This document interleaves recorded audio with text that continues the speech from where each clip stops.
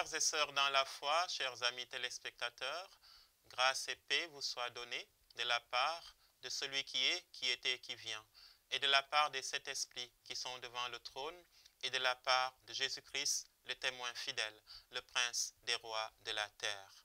Finiam confirmata super nos misericordieus, et veritas Domini manet in aeternum. Christus vincit, Christus regnat, Christus, Christus vivirat. Gloria Patri et Filio et Spiritui Sancto. Christus vincit, Christus regnat, Christus, Christus vivirat. Sicu erat principio et nun et semper, et in saecula saeculorum. Amen. Christus vincit, Christus regnat, Christus,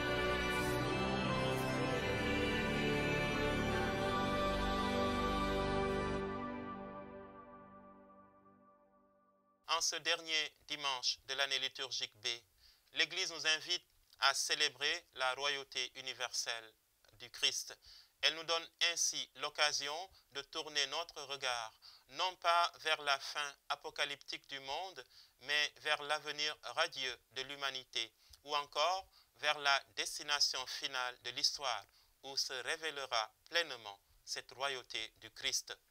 C'est pour mieux nous éclairer sur la royauté du Christ que la liturgie de ce dimanche nous propose des scènes de couronnement. Dans la première lecture, le prophète Daniel partage sa vision d'un fils d'homme qui s'avance vers un vieillard, c'est-à-dire vers Dieu le Père, pour être couronné roi sur tous les peuples, toutes les nations et toutes les langues. Sa domination, dit Daniel, est une domination éternelle qui ne passera pas. Et sa royauté, une royauté qui ne sera pas détruite. Ce fils d'homme, pour nous, c'est le Christ, dont le livre de l'Apocalypse, dans la deuxième lecture, dit qu'il est l'alpha et l'oméga, le commencement et la fin de toutes choses. Dans l'évangile de Jean de ce dimanche, quand les soldats ont amené Jésus ligoté, revêtu d'un manteau rouge et couronné d'épines devant Pilate, celui-ci lui a demandé, ironiquement, s'il était roi des Juifs. Et Jésus a répondu, « Ma royauté n'est pas de ce monde. Si ma royauté était de ce monde, j'aurais des gardes qui se seraient battus pour que je ne sois pas livré aux Juifs. » Contrairement au pouvoir terrestre, le pouvoir du Christ ne dépend effectivement ni d'un plébiscite obtenu sous le coup de la manipulation médiatique ou de l'intimidation militaire, ni d'une élection de façade remportée en bourrant les urnes.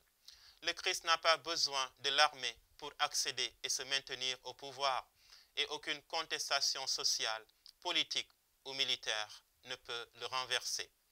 Jésus n'est pas roi à la manière de ce monde, car les rois de ce monde peuvent être corrompus et corrupteurs. Les rois de ce monde, les princes, les chefs d'État ou de gouvernement de ce monde peuvent être tyranniques, tragiques et narcissiques, autant que hautains, mesquins et lointains. Or, le pouvoir du Christ roi n'a pour seule arme que l'amour. Son royaume s'étend partout où se vit la miséricorde, partout où coulent les torrents de grâce de son cœur miséricordieux, partout où l'homme n'est pas un loup pour l'homme. Frères et sœurs, ouvrons donc les portes de nos cœurs pour que le roi de gloire y entre et qu'il fasse régner dans ce monde sa puissance d'amour et de paix pour les siècles des siècles. Amen. Tu es la voie, la vérité et la vie.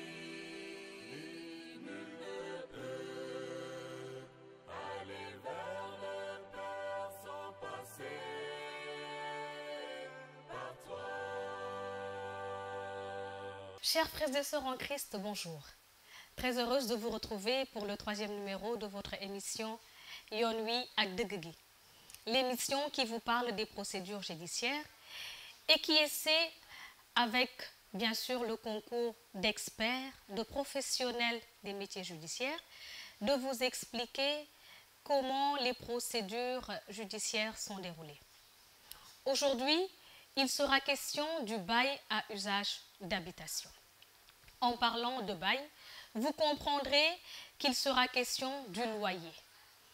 Le loyer, une question sociale, mais également une question qui a des incidences et des procédures judiciaires. Comment est-ce que le contrat de bail est conclu? Comment est-ce que ce contrat est exécuté? Quelles en sont les difficultés d'exécution? Autant de questions auxquelles nos invités vont essayer de répondre. En parlant d'invités, nous sommes très honorés aujourd'hui de partager ce plateau avec des professionnels qui vont nous partager leur expérience et nous expliquer justement ces procédures dont nous avons parlé tout haut. Sans plus tarder, je m'en vais vous les présenter, en commençant à ma droite par Maître Kamaté, qui est huissier de justice, mais je vais lui laisser le soin, bien sûr, de se présenter. Maître Kamaté, bonjour. Bonjour. Pouvez-vous vous présenter à nos téléspectateurs qui nous suivent? Bonjour, Maître Anne-Cécile Colly. Je me nomme Maître Jean-Baptiste Kamaté. Je suis huissier de justice titulaire de la charge de Mbour 3. Donc, j'ai ma résidence professionnelle à Mbour, et j'ai mon rayon d'action étendu à la cour d'appel de Thiès. Merci, Maître Kamaté, et bienvenue dans cette émission. À ma droite, Jean-Raphaël Diémé, magistrat de profession, qui va également prendre le soin de se présenter. Bonjour, Président Jean-Raphaël. Bonjour, Maître. Pouvez-vous également vous présenter à nos téléspectateurs? Comme vous l'avez dit, je suis Jean-Raphaël Diémé, magistrat de profession, et je suis actuellement en service au tribunal d'instance de Pikine. Merci, Président, et soyez également le bienvenu. Il exercera dans le pays de droit et de justice. Il est question justement de justice. La justice en matière de loyer, la justice en matière de location à usage d'habitation. Pour parler de cela, nous avons deux professionnels, un magistrat et un huissier. Mais il faut d'emblée dire que le rôle de l'huissier dans cette procédure est très important. L'huissier de justice, justement, parlons-en. C'est l'occasion pour nous de vous présenter une profession particulière que vous connaissez peut-être. Yàgg ngeen di dégg huissier. Ñu bari ci dëkk bi dañuy dem di jëflante ak huissier yi justement pour yëfu loyer ou pour d'autres procédures. Tey ñu am la chance am un huissier sur le plateau. Ñu bëgg a waxtaanee quand même balaa ñu dugg ci suñu thème ci lan mooy métier d'huissier. Ban profession la nag kan moo ko war a def naka lañ koy defee ak lan mooy seen liggéey. Balaa ñu dugg ci thème bi dañuy déglu un huissier qui va nous présenter la profession. Suivons l'élément avec vous. Il est bien de noter que la profession d'huissier de justice a connu beaucoup d'innovations à travers plusieurs textes, notamment le nouveau décret numéro 2020-1589 du 6 août 2020 portant statut des huissiers de justice du Sénégal. L'huissier de justice titulaire de charge est un officier ministériel et public. Il est un auxiliaire de justice. La profession d'huissier de justice est exercée sur le territoire de la République du Sénégal. La charge de l'huissier de justice est créée par décret sur proposition du ministre chargé de la justice après avis du Conseil de l'Ordre national des huissiers de justice du Sénégal. Ce même décret fixe la résidence de l'huissier de justice. Toutefois, le ministre chargé de la justice peut, après avis du Conseil de l'Ordre, autoriser le changement de la résidence, mais dans le même ressort. L'huissier de justice, avant de prendre fonction, doit prêter serment devant la cour d'appel du ressort dans laquelle et situer la charge qui lui est attribuée. L'huissier de justice doit s'inscrire au tableau de l'ordre. Les huissiers de justice qui sont dans le même ressort peuvent exercer leur profession à titre individuel en qualité de titulaire de charge ou dans le cadre d'une société civile professionnelle agréée par arrêté du ministre chargé de la justice. Le rôle de l'huissier de justice. L'huissier de justice est en amont et en aval de toute procédure judiciaire. L'huissier de justice est le professionnel de l'exécution. Il a le monopole de l'exécution de toutes les décisions de justice ou tout autre acte ou titre en forme exécutoire.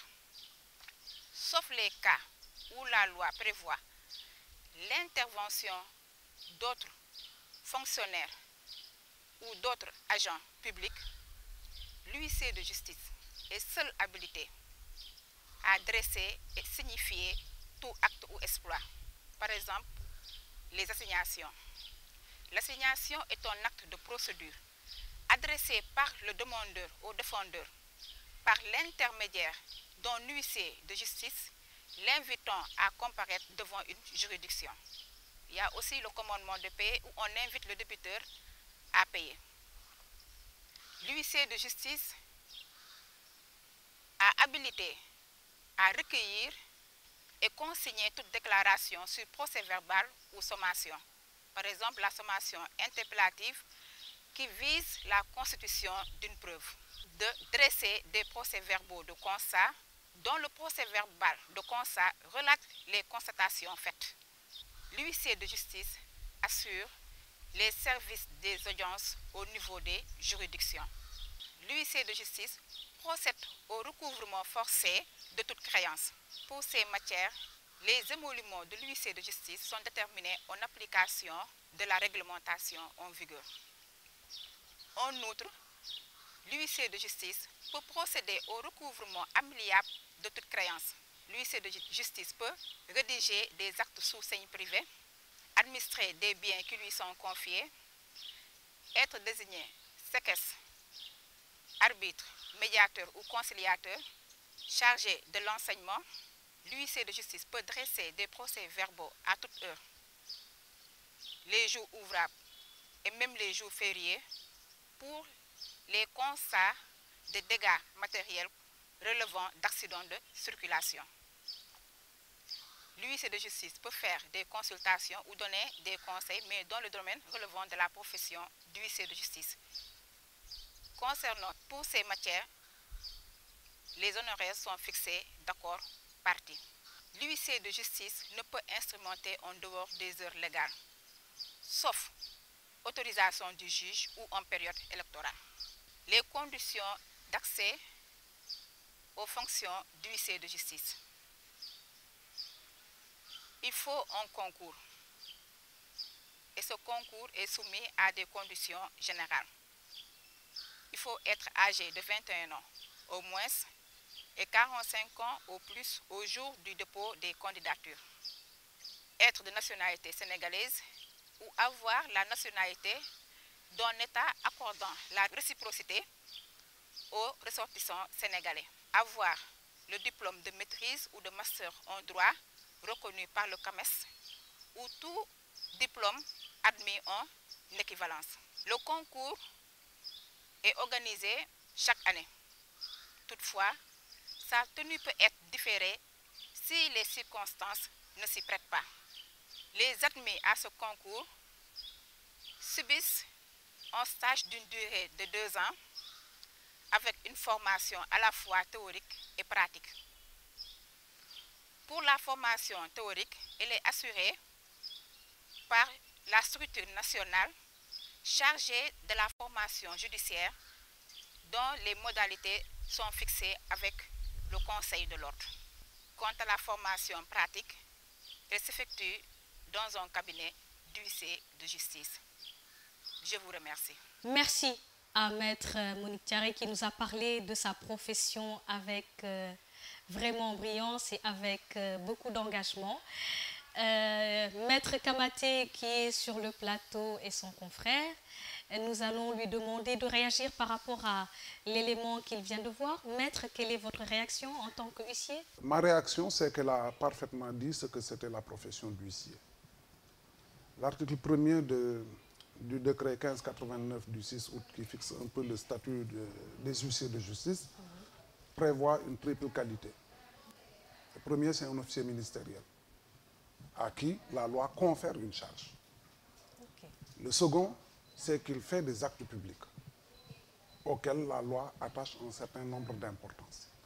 Le troisième, c'est que ces actes publics sont nécessaires au fonctionnement de la justice. Donc c'est un acteur, c'est un auxiliaire de la justice. Voilà la définition. Alors il exploite une charge. Qu'est-ce que c'est qu'une charge? On peut dire que la charge, c'est un support immatériel. D'accord. Un support immatériel sur laquelle donc, est assise voilà, la profession d'huissier de justice. De manière assez sommaire, c'est ça. Sur la compétence, effectivement, elle a très bien serré. On retiendra simplement qu'il y a deux aspects, les aspects dits monopolistiques et les aspects qui sont concurrentiels. Pour ce monopolistique, en fait, il faut tempérer ce monopole-là parce que la loi, le décret prévoit simplement qu'à l'occasion et quand il n'y a pas d'agent public, ou en tout cas la loi le prévoit, que les fonctionnaires interviennent, c'est dans cette hypothèse-là que l'huissier a un monopole. Dans le deuxième cas de figure, eh bien, il est en concurrence avec bien d'autres professionnels. C'est ça. Maintenant, son tarif est régulé en fonction justement du caractère monopolistique ou non. Étant une profession réglementée, le tarif est sous le contrôle de l'État. Mais quand on entre dans le domaine de la concurrence, le tarif est fixé d'accord parti. ci tënk daal noonu lañ ko mën a waxee. maanaam waxtaan ba juboo. waxtaan ba juboo ca la nga xam ne yoon dafa ne lii du yow lañ ko sas yow dong am na yeneen kuréel yeneen liggéey ya nga xam ne yeneen liggéeykat ya nga xam ne mën nañaa def yow liggéey wa ngay def. mën nañ wax ni yoon daf la koo dénk. waaw mais waxin gi xëy ne demeewul noonu. c'est-à-dire am na loo xam ne yoon dafa ne su dee fonctionnaire defu ko. yow yaa ko moomal sa bopp. donc yaa koy def maanaam képp koo xam ne bëgg na def loolu faw mu jaar ci yow. am yeneen fànn liggéey ya nga xam ne yoon tënkeewu ko noonu dafa ne lii en principe ñëpp war nañ kaa mën a def. su ma jëlee par exemple lu jëm ci mbirum administration de biens. D'accord. Loyer par exemple. Loyer par exemple. donc mën nañ kaa dénk huissier comme mën nañ kaa dénk agence. Ok. donc soo ko dénkee huissier mbaa nga dénk ko agence en tout cas soo ko dénkee agence huissier la nga koy fay maanaam la contrepartie de lam lay defal loolu da ngeen ciy waxtaanoo bi déggoo ko. mais la ëpp solo mooy ne ci li liggéeyam tënku en terme de monopole loolee yoon moo fixé tarif yi maanaam du loo xam ne mënees nañ caa waxtaan wàññil ma yokkal ma nii ak nii ak nii. maanaam prix fixe la. prix fixe la. ma ñëw ci benn laaj balaa ma jàll ci président maanaam tey nga soxla huissier Sénégal fan nga jëm est-ce que fépp foo toll ci dëkk bi maanaam je pense aux régions reculées ou aux départements reculés nga dem samay mbokku Kédougou Casamance bii ma dëkk Koumpentoum fu ne est-ce que tu peux trouver un huissier facilement fépp foo dem rek ndax mën nga fa fekk huissier wala dafa am fi nga war a dem pour fekk ko fa. dans son principe. fépp foo dem ci dëkk bi war nga faa mën a fekk huissier sur toute l'étendue du territoire national maintenant dañu ne huissier de justice donc dañu sës ci justice ce qui fait que dañu organiser en fonction du ressort territorial compétence territoriale ñun huissier ressort am mooy cour d'appel. Ok. am nañu cour d'appel Saint-Louis am na Thiès am na Dakar am na Ziguinchor am na Kaolack et am na Tambacounda.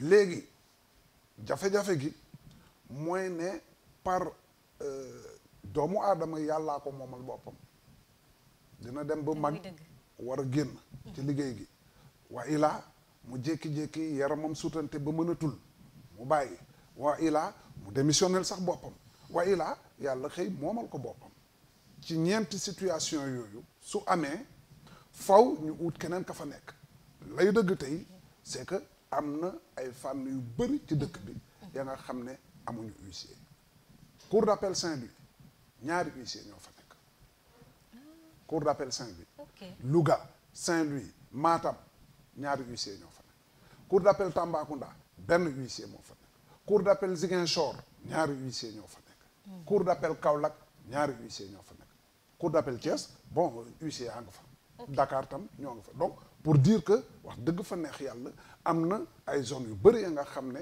ku soxla huissier dina xaw a métti mais dans le principe noonu lañ ko organiser. waaye loolu tamit xam naa ni war nañ ci waxtaan est-ce que yéen a ngi waxtaan ak soit l'État ou le ministère de la justice parce que quand même bu ñuy wax justice proximité moo tax ñuy wax maanaam nit ñi fépp foo dem nga mën a exercer ses droits boo amee problème yi nga xam ne huissier moo ko nar a faj nga war a dem ci moom mu mën laa jege et puis mu wàññi njëg li aussi les coûts de la justice est-ce que yéen a ngi ci liggéey. ñoo ngi ci liggéey waaye xam nga yoon day daagu. du waaxu. te du yàkkamti day daagu fi mu nekk nii am na processus en cours. pour mun a recruter ak yooyu yëpp mais loolu ña nga xam ne ñoom ñooy yëlif sama liggéey maanaam ordre des huissiers ak ña nga xam ne ñoom ñooy état bi ñoo ngi ciy waxtaan j'espère très bientôt que loolu na am un dénouement heureux à la satisfaction de tous les justiciables. ñun tam ñu ngi ciy am yaakaar et c'est l'occasion de lancer vraiment un appel parce que justice dafa nekk lu am solo ci réew ñëpp war koo soxlo et puis que l'accès mooy li ñu waxtaanee woon suñu première émission rek doit vraiment être la justice doit être accessible à tous les justiciables maanaam ku ko soxla mën koo fekk fi nga nekk. Président ma ñëw ci yow gis nga élément bi sur les huissiers yow xëy na magistrat nga mais ñu laaj la ci quelle est la collaboration aujourd'hui au sein des tribunaux avec justement les huissiers, comment est-ce que ça se passe? Est-ce que vous pouvez nous partager un peu votre expérience par rapport à ça? Alors, je vous remercie pour cette invitation et cette occasion que vous nous donnez de pouvoir partager avec les téléspectateurs. Je remercie également Maître Kamaté pour d'abord sa présence ak lim fi jot a wax yëpp. Alors, jot na ko wax ci ay kàddoom tout à l'heure, huissier de justice maanaam seen liggéey ci justice la bokk daanaka boo xoolee justice du benn corps de métier kese ay métiers yu bëri la te ku ci nekk da nga am sa wàll pour que institution judiciaire bi mën a amal njëriñ citoyen bi te ci liggéey boobu wax dëgg yàlla ñu ngi rafetlu li huissier de justice di def ci Sénégal parce que am na ay pàcc yu bëri yoo xam ne mbir mi ci ñoom lay tàmbalee balaa muy agsi tribunal donc daanaka collaboration boobu elle est naturelle et actuellement gisuñu ci lu ñu jaaxal parce que wax dëgg yàlla wax na fi seeni jafe-jafe waaye terewul ñoom it ñu ngi def liggéey boo xam ne ñu ngi koy rafetlu liggéey boo xam ne amal na njëriñ citoyen bi waaye tamit ñun ñi nekk ci biir institution judiciaire bi amal nañ ñu njëriñ. Vraiment yéen a ngi rafetlu liggéeyu huissier yi il y a une bonne collaboration au sein des cours et ces tribunaux entre les professionnels du droit qui sont que ce soit magistrats, greffiers, avocats, les autres corps avec le corps des huissiers. Effectivement. kon boog yéen a ko déggandoo ñu ngi leen di remercier. Maître rek pour gàttal aujourd'hui pour est-ce que am na un répertoire ou quelque part boo soxlaa huissier où aller? Les supports de publicité en tout cas pour yëgal nit huissier fan la nekk ci Sénégal ils sont en conception am nañ ci concevoir déjà c'est le tableau de l'ordre boo xam ne dañ koy distribuer wax nga dëgg peut-être que tableau bi ce n'est pas accessible à tout le monde que donc je pense que l'ordre est en train de prendre les dispositions pour avoir un support dématérialisé de manière à ce que voilà soo cliquer rek nga war a mën a am un peu fan la huissier nekk ban ma numéro de contact am ak c'est important parce que voilà il faut que voilà qu'on soit accessible pour que la justice soit accessible qu'on soit accessible. En tout cas am na solo qu'on soit au Sénégal ou à l'étranger que quel que soit le lieu où l'huissier est que les gens puissent avoir l'information am nañ yaakaar ni Maître Kamaté fera passer le message aux responsables de l'ordre et qu'ils nous suivront et que c'est une question qui intéresse vraiment les usagers du service public. En parlant de l'huissier nous allons faire la transition parce que tey lu tax ñoom ñu toog fii c'est justement parce que li ñuy waxtaanee ñoom dañ ci am fànn bu am solo. Il joue un rôle très très très important dans tout ce qui est bail à usage d'habitation maanaam mbirum luwaas ci Sénégal ñëpp xam nañ ni mbir bu am solo la Et il y a eu beaucoup de débats. C'est devenu aujourd'hui un phénomène social parce que la question du loyer, au-delà de la question socio-économique, fait appel également à un certain nombre de procédures judiciaires.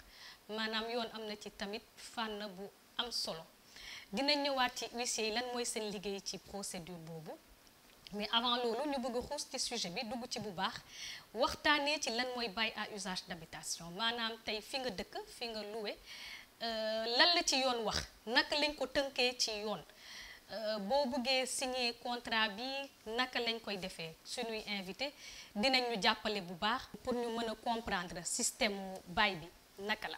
Pour tàmbali ci sujet bi dañuy wax d'abord lan mooy bail à usage d'habitation noonu lañ koy wooyee ci yoon dans un terme juridique on appelle ça le bail mais dans le terme populaire ñëpp luwaas la ñuy wax Sénégal moom ñëpp xam luwaas parce que une bonne partie de la population vit en location et jafe-jafe yi ça ne manque pas dinañ ci ñëwaat ci kanam ma bëgg rek président Jean-Raphaël yow mi ne tribunal ndax mën nga expliquer en des termes vraiment accessibles wax suñuy téléspectateurs tey bu ñu bëggoon définir le bail à usage d'habitation lan lañ ci mën a wax. bail liñ ciy njëkk a jàpp mooy c'est un contrat ci wàllu yoon bu ñuy wax contrat mooy convention maanaam ñaari nit ñu waxtaan ci benn mbir ba déggoo ci te ku ci nekk am ci ay droits mais am tamit ay obligations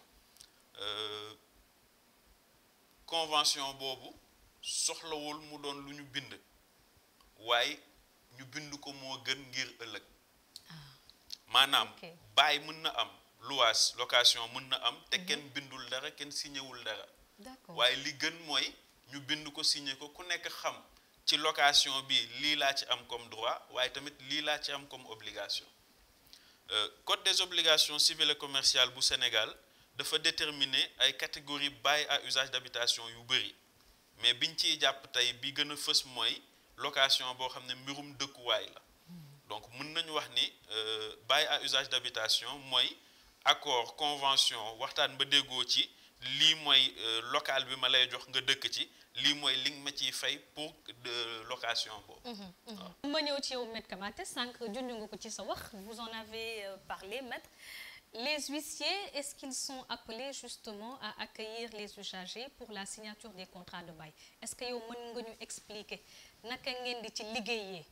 ci sama expérience professionnelle jot naa accueillir de temps à autre ay nit ñu ñëw préparer leen contrat jox leen ñu signer seen bopp. ok loolu mës naa kaa def mais dama bëggoon na yeggali la. définition bi waaw non pas définition bi parce que mët na sëkk. dëgg. waaye nag dama ci bëgg a yokk as tuut rek. ok en fait par-delà le fait que mënees nañ kaa bind ou mënees nañ kaa bañ a bind nañ ci déggoo rek. am na ci ay éléments yi nga xam ne yoon daf ko tënk. ok bi ci jiitu mooy mën naa doon à durée déterminée mbaa mu doon à durée indéterminée. durée déterminée nag mooy app. app bi yoon wax ñetti at la. dans la pratique professionnelle. président du ma weddi. da ngay gis ñu tegal la benn contrat écrit d'1 an. ok ou de 6 mois. 6 mois waaw. maanaam dañuy xool. waaw mais contrat 6 mois ak 1 an mën naa nekk. c'est un variant. c'est un variant du contrat à durée déterminée. c'est ça boobu la ñuy woowee contrat de type saisonnier. ok mais contrat de type saisonnier mënul weesu 1 an. donc la nga xam ne nag du bail à durée déterminée de 3 ans te du contrat de type saisonnier c'est un contrat à durée indéterminée. dëgg loolu boo naak ci loolu doon na benn ñaareel bi yoon am na li mu tere non ordre public. ok mais am na leneen la nga xam ne nit yi mënees na go maanaam le taux du loyer kooku c'est la liberté contractuelle moo koy kii xam naa du ñàkk daañu yegg foofu. dinañ ci yegg sax dinañ ci xuus bu baax ndax am na solo pour ñii ñuy seetaan te ñii ñuy déglu xam naa nit ñaa ngi koy xaar bu baax parce que ñu bëri ñu ngi koy jooytu waaye damaa bëgg rek nga gën a expliquer la question du contrat surtout la durée déterminée je me pose des questions maanaam nga am sa kër loué ko nit ci diiru dundam loolu ndax mën na ne. non en fait suñ ne durée indéterminée mooy la nga xam ne tàmbali na tey waaye waxtu wa muy jeex xamuñu ko. Très bien. yàlla xam ne ne mën naa jeex ci ñaari weer yi nekk ci kanam ou ci fukki weer ya nekk ca kanam. Ok. maintenant huissier am na liggéey ci dénouement contrat bi dénouement du contrat Ok. comme institution judiciaire nam ci amee liggéey suñu yeggee foofu daañu wax ci dénouement contrat bi. Waaw, waaw. maanaam ci congé yeeg. Dinañ ci ak ñëw. yeneen ak yeneen. am na solo bu ñu définiree tey lan mooy bail à usage d'habitation maanaam minum contrat bi je pense que président wax na ci maître également on a parlé chaque partie a des devoirs et des obligations maanaam ki nga xam ne yaa moom sa kër di ko louer toi le bailleur am na li la yoon dénk am na li la yoon sas am na li la yoon tamit tere foog naa noonu lañ koy woowee président les devoirs et obligations n'est-ce pas maître ki nga xam ne tamit yow yaa ñëw di jël këru jàmbur am na tamit li yoon wax am nga ko ci am na li la yoon tere est-ce que mën nañ cee expliquer tuuti maître. waaw les droits et obligations du bailleur et du locataire. suñu tàmbalee ci bailleur bi.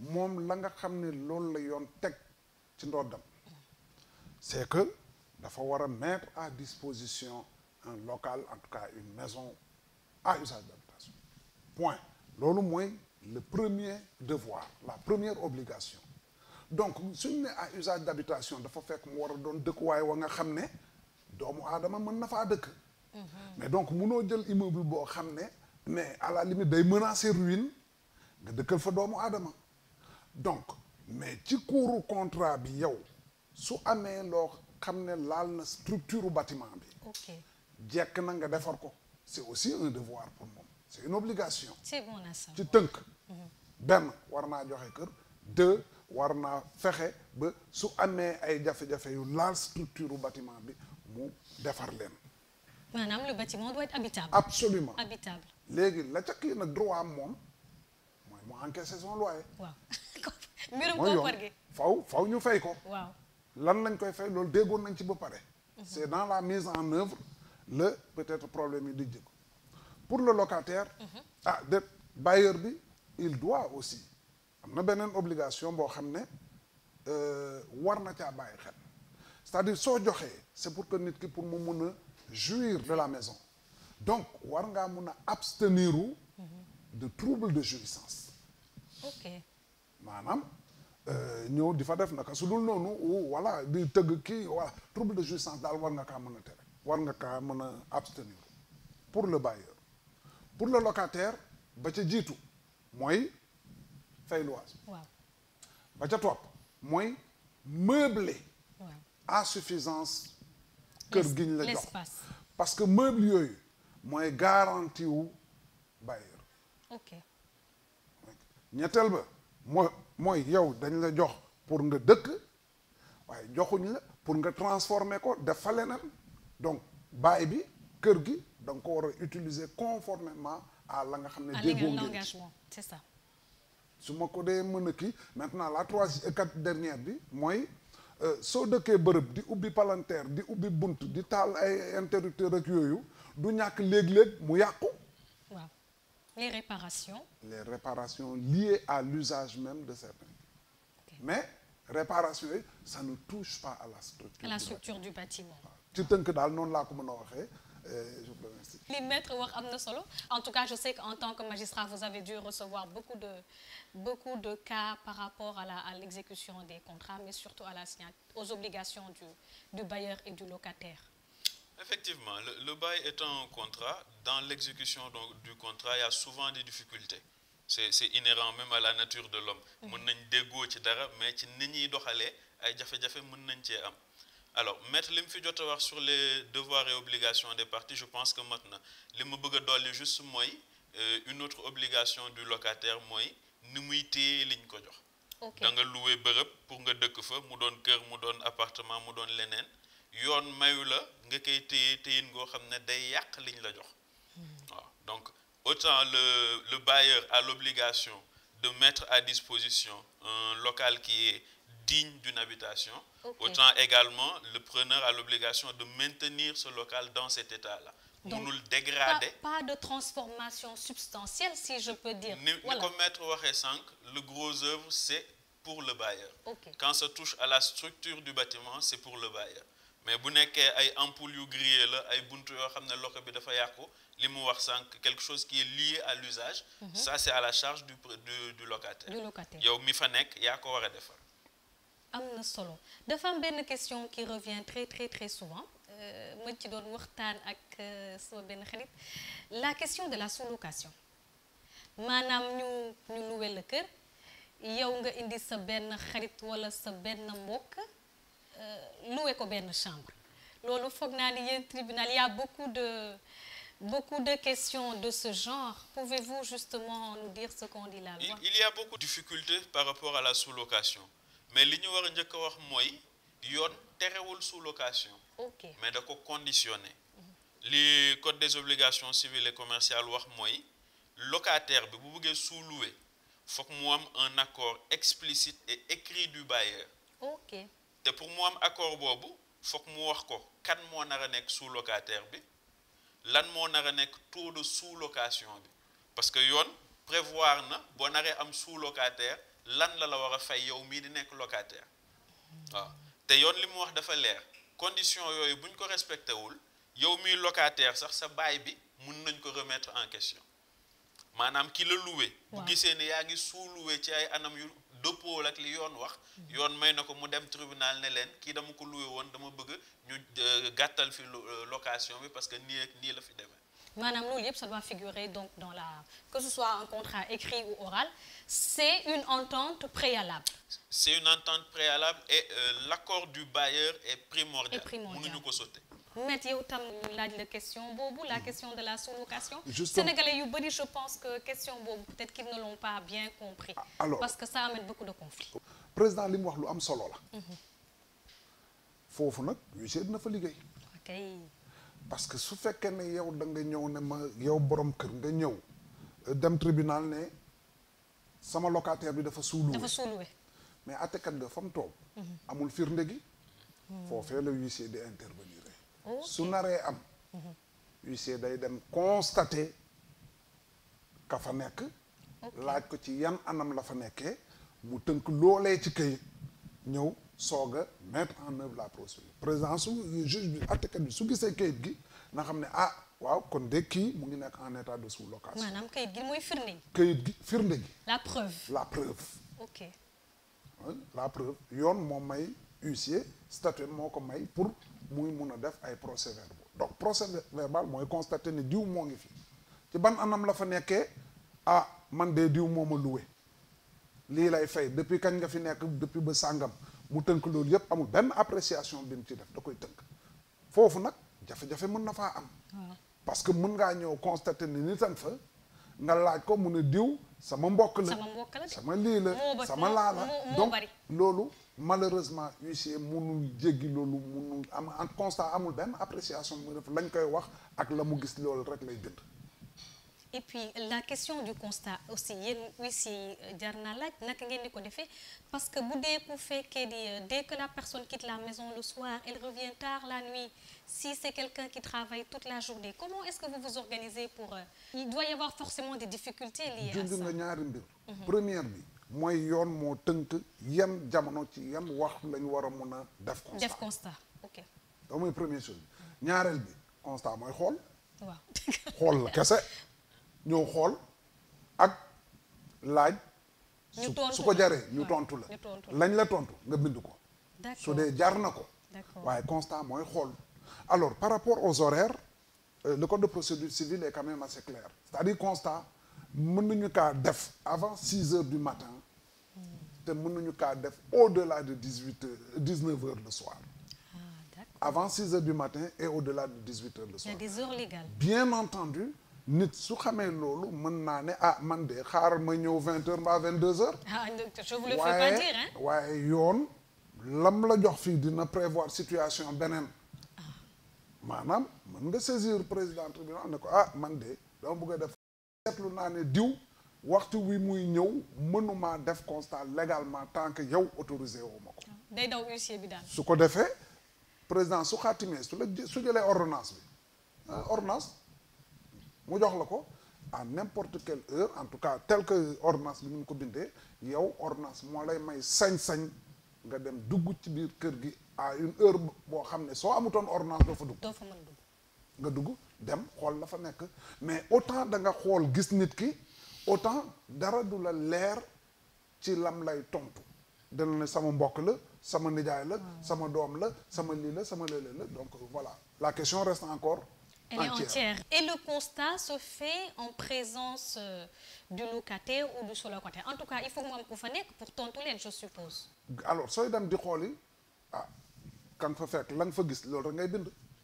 en fait boo fekkee locataire bi amul problème soo ko fa fekkulee tam amul problème mais yow demoo seet locataire bi yow ka nga seeti mooy sous-locataire bi. te kooku soo ko gisee ñëw rek bind ne gis naa diw moo nga fa nee na ma nii la tudd loolu soo ko yóbboo ci àttekat bi du ko doy parce que dina bëgg a xam ci ban anam quelle est sa qualité. C'est ça. quelle est la qualité d'occupation pourquoi mu nekk fi su ko defee la tentation la pratique professionnelle mooy ne dañ koy laaj yow ci yan anam nga fi nekkee mun a man de diw sama mbokk la sama goro la sama lii la wa ilaa diw daf ma loué am na ñoo xam ne dañuy wax dëgg bi daf ma sous-loué daf ma sous-loué te dama koy fay maintenant ku ci nekk ak sa teraayu baax comme on a une émission religieuse naturellement wax dëgg ak yoon du noonu la émission bi noonu la tudd sax très bien donc wax dëgg tam même su fekkee ne dina la gaañ mais baax na parce que ëllëg ak si biir da nga ko moytu. c'est pas facile maanaam nga dem ci bërëb bi je pose un cas fekk fa nit mu ne la duma wax ak yow met loolu bu amee lu ñuy def. ma bind ne fekk naa fi nit bañ naa wax ak man laaj naa ko nam tudd joxuma turam. kese loolu dong lay bind. du ma ci wax leneen. Et c'est la réponse qui est mentionnée sur le PV de constat. Non, le constat c'est quoi? C'est le relevé matériel des faits. Des faits. J'ai trouvé une personne dans l'absolu. Oui. soxlawul nga dem kër ga pour fekk fa nit. donc man mun naa toog ci ron garab mais j'ai trouvé une personne. Oui. mais comme fekk naa fa nit faw ma laaj ko nu mu tudd. généralement nag soo fa fekkul locataire bi. principal bi. waaw soo ko fa fekkulee. kii jël kër gi. ki jël kër gi soo ko fekkulee ñaareel sous locataire bi day tontu day wax mais soo fa fekkee locataire bi sa présence peut influer sur la c'est réponse vrai sur du la sous-locataire. réponse du sous-locataire. Mais c'est une question vraiment complexe et voilà qui n'est pas encore résolue. En tout cas, il faut beaucoup d'astuces pour s'en sortir et je sais que les praticiens du droit s'en sortent. Une autre problématique.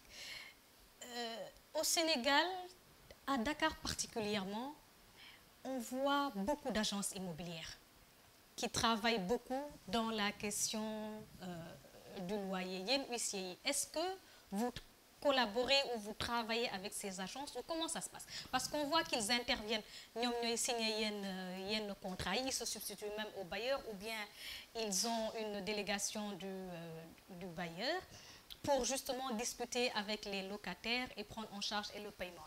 La question des agences immobilières. Agence immobilière, c'est simplement un mécanisme de gestion du bien d'autrui. D'accord. yaa moom sa immeuble man ma nekk agence immobilière xëj na sa soxla sa yaram sa voilà nga ne daal man lii mënuma kaa dox mais wóolu naa agence bi xaaral ma dem dénk ko c'est un mandat. C'est un mandat. kóolute donc nga dem dénk ma ko pour ma gérer la ko ma utal la ay locataire di la feekul di la defal say déclaration fiscale ak yeneen ak yeneen. Ok. contrepartie bi mooy ne yow da nga may fay peut-être un pourcentage boo xam ne déggoo nañ ci. Un service rémunéré. Un service rémunéré. Alors, donc, agence bi, elle est à la limite entre l'huissier, l'avocat et le locataire et le bailleur. Elle concentre tout ça. Tout ça là. Donc, ce qui fait que, comme c'est une agence, c'est une personne morale, elle est obligée de prendre un avocat su fekkee ne dafa bëgg a def une poursuite en justice. Ça, yoon bi tënk profession avocat moo ko prévoir. C'est l'occasion de remercier le bâtonnier et le bâtonnat et le secrétaire général et tous les avocats pour avoir permis de nous tenir en tout cas émission bi fii. Merci à eux. Et donc ni muy demee ci avocat bi noonu lay ñëwee ci huissier bi parce que avocat bi mënul def assignation mënul def commandement. Donc yoon dafa ne huissier bi moom loolu. Une fois ñu def loolu ca lay mujjee ci kanamu tribunal donc avocat bee fay teewal agence bi donc finalement c'est un mécanisme de gestion. D'accord, d'accord. ku mu neex soo yoree sa kër mën nga kaa jox agence ça amul benn problème maintenant est-ce que les agences sont organisées est-ce que am na yoon wax ku tënk ak yooyu évidemment ça c'est une question globale boo xam ne tout citoyen war na cee mën a xalaat. C'est pas le propre d'un magistrat, c'est pas le propre d'un huissier ni d'un avocat, c'est une question boo xam ne elle peut être soulevée par tout citoyen. Et même l'État, hein, je pense qu'à travers les services publics, que ce soit le ministère, etc. En tout cas, c'est une question qui a été beaucoup soulevée et qui aujourd'hui mérite une réflexion, comme Ninko Waré. Président, au niveau des juridictions, je sais que vous les recevez à travers soit les avocats, comme ce sont des personnes morales, au niveau des conflits ou des procédures en matière de location, les agences immobilières. Effectivement, maître jot na ko fi wax agence bi en réalité mandataire la daa mel ni ndawu borom kër gi la moo ko yebal mu koy teewal di ko taxawal di ko defaral ay acte donc li am solo mooy ni mu ko waxee noonu la ku ci nekk ku am sa kër bu ko loué bu la neexee nga géreel ko sa bopp bu la neexee nga wut ku la doy mu taxawu la ci mais li leer ba leer mooy l'agence n'intervient pas en son nom propre.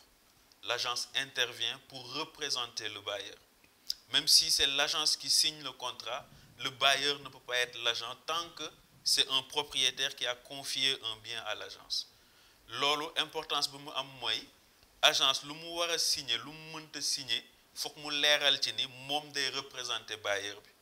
waaw mu doon lu mu signer ci contrat bi mu doon lu muy jox locataire bi même bu ñëwee tribunal.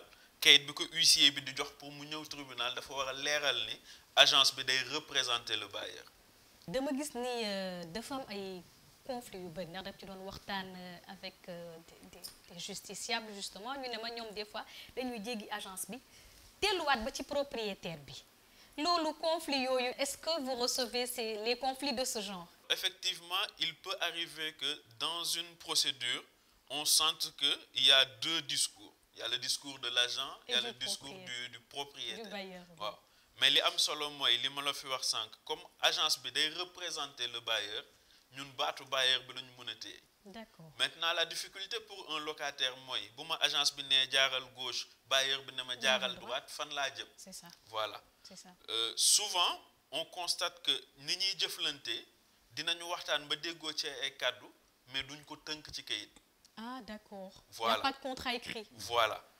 Même par exemple mun nga am ay arriéré location ngeen waxtaan ba tënk dara ci naka nga koy rattraper li gën pour bañ a am deux discours yooyu.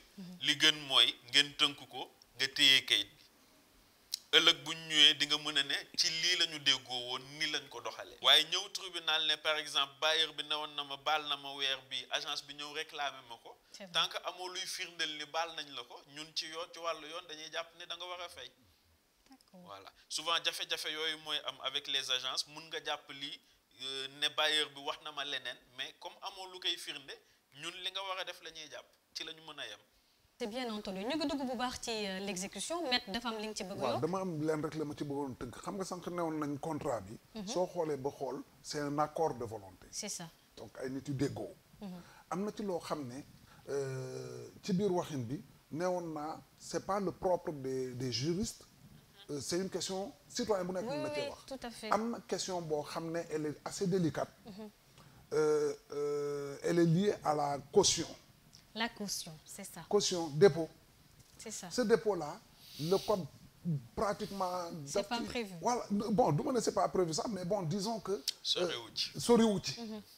dama yaakaar ne dans peut-être pour davantage réguler doon na jekk.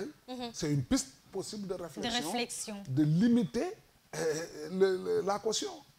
Ça loi mun na wax ne bon ok vous avez la liberté de fixer le loyer et tout mais caution bi c'est un mois du loyer par exemple. li nga wax met am na solo ça me permet juste de faire une transition parce que dans le cadre de thématique bi ñuy wax ni nous avons eu la chance d'aller vers des citoyens et des non enfin des usagers du service public ñoom tamit ñu wax li ñu xalaat ci mbirum loyer au Sénégal.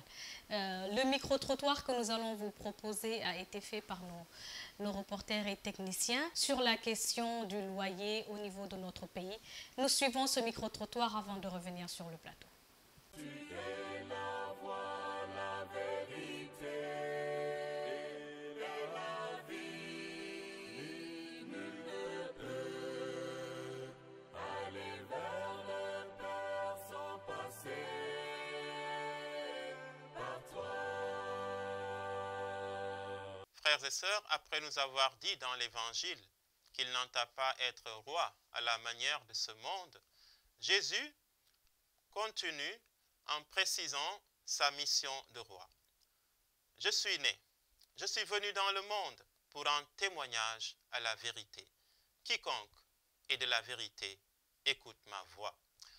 La royauté de Jésus consiste à conduire l'humanité sur les chemins de la vérité, à faire régner la vérité dans tous les secteurs de l'activité humaine, individuelle ou communautaire, religieux ou profane, local ou international. Célébrer le Christ, roi de l'univers, c'est donc s'engager à vérifier la droiture de nos comportements, à revoir surtout notre conception de la vérité. Car hier, au temps de Pilate, comme aujourd'hui où les fausses informations s'imposent trop facilement à cause des réseaux sociaux, il est facile d'avoir l'impression de posséder la vérité. Il suffit pour cela d'être puissant ou intelligent. Il suffit de s'entourer de gens qui nous ressemblent et qui approuvent tout ce que nous disons ou faisons. C'est ainsi que, comme Pilate, beaucoup de personnes prétendent détenir la vérité. C'est ainsi que beaucoup d'institutions religieuses, scientifiques ou politiques s'érigent avec orgueil en détentrices de la vérité, fermant la porte à tout dialogue et donnant naissance à un fondamentalisme parfois violent et aux conséquences désastreuses. Mais aujourd'hui, frères et sœurs, Jésus nous annonce une vérité qui relativise, englobe ou dépasse toutes les vérités que l'homme peut brandir. La vérité que Jésus défend, ce n'est pas un théorème, c'est lui-même, Jésus, qui nous fait connaître Dieu le Père et qui nous fait connaître les choses d'en haut. Comme l'affirme un célèbre théologien allemand du nom de Karl Rahner, rendre témoignage à la vérité pour Jésus consiste à manifester par la parole, par les miracles et par la résurrection que le salut de l'homme repose sur la relation qui existe depuis toujours entre lui et son Père. Jésus veut ainsi inviter l'homme à lui faire confiance parce que sur la croix, il a révélé mieux que personne que Dieu aime infiniment l'homme, que Dieu est la solution aux interrogations de l'homme. Pour appartenir à la vérité, travaillons donc à établir avec Dieu une solide relation de fidélité et de reconnaissance. Il nous fera alors régner avec le Christ dans la justice et la sainteté, dans l'amour et dans la paix, pour les siècles des siècles. Amen. Frères et sœurs, chers amis téléspectateurs, nous sommes à la fin de ce nouveau numéro de Jour du Seigneur. Merci de votre fidélité. Que Dieu vous bénisse abondamment pour cela. Bonne fête du Christ roi. Bonne célébration de la journée mondiale de la jeunesse. À dimanche prochain.